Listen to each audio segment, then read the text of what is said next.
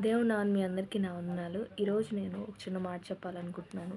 మనం ఒక నిరాశలో ఉన్నప్పుడు మనం ఎట్లా దేవునికి ప్రార్థించాలి అని నేను చెప్పాలనుకుంటున్నాను. బైబిల్‌లో చూసుకున్నట్టయితే అబ్రహాము దేవుడిని నమ్ముకొని దేవుని కోసం అన్నీ వదిలేసుకొని తన భార్యను తీసుకొని వచ్చాడు. అలాగే ఎస్తేరు రాణి అయింది. కానీ ఆమె రాణి అయినప్పటికీ తనకు అన్నీ అనుకూలంగా ఏం లేవు. తన ప్రజల కోసం తను చాలా బాధపడింది. కాబట్టి ఇంకా చాలామందున్నారు బైబిల్‌లో వాళ్ళ నిరాశలో వాళ్ళు ఏం చేశారంటే దేవుని దగ్గరికొచ్చారు. దేవునికి మొరపెట్టారు. ప్రతి నిరాశలో దేవునికి మొరపెట్టాలి. దేవుడిని ఆశ్రయంగా చేసుకోవాలి. బైబిల్‌లో మనం చూసుకున్నట్టయితే కీర్తనలు 118 అధ్యాయము 9 వచనం ఏముంటదంటే, మనుషులు నమ్ముకొనుట కంటే యెహోవాను ఆశ్రయించడం మేలు. మన నిరాశలో మనం దేవుని మాత్రమే ఆశ్రయించాలి.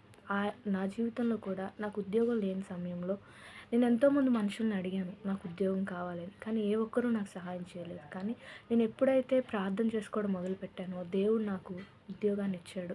కాబట్టి ప్రతి ఒక్కరికి నేను ఒక్కటే చెప్పాలనుకుంటున్నాను. మన నిరాశ కొంత టైంలో మనకి డబ్బులు లేవని, ఇల్లు లేదని, ఉద్యోగం లేదని ఒక నిరాశ, ఒక నిస్సహాయత మన జీవితంలోకి రావచ్చు. కానీ అబ్రహాం ఎట్లయితే దేవుని దగ్గరికి వెళ్ళి మొరపెట్టాడో, ఎస్తేరు తన చెలికత్తెలతో కలిసి ఎలా అయితే దేవుని దగ్గర మొరపెట్టిందో తన ప్రజల కోసం, నువ్వు కూడా దేవుణ్ణి ఆశ్రయంగా చేసుకొని ఆయన్ని నువ్వు అడిగితే ఖచ్చితంగా దేవుడు నీ సహాయం చేస్తాడు. యెహోవా మనకి సహాయం చేయగల సమర్థుడు. కాబట్టి ప్రతి ఒక్కరు దేవుణ్ణి నమ్ముకొని ఆయన్ని అడగాలి. ఆయన దగ్గర నుంచి పొందుకోవాలి అని నేను అనుకుంటున్నాను. చిన్న వాక్యం దేవుడు దీవించును గాక. ఆమేన్.